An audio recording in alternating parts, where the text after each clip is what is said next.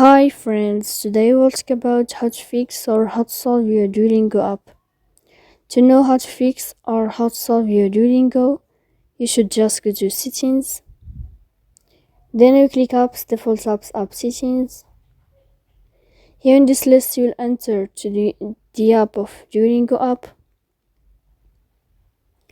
Here in this page of app info, we click on first stop and we click OK.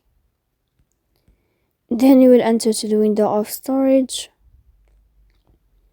After that we click clear cache. Don't click clear data because that can cause you errors in your app. And in the end, you can turn off your phone, you can wait a moment and you can turn on your phone again.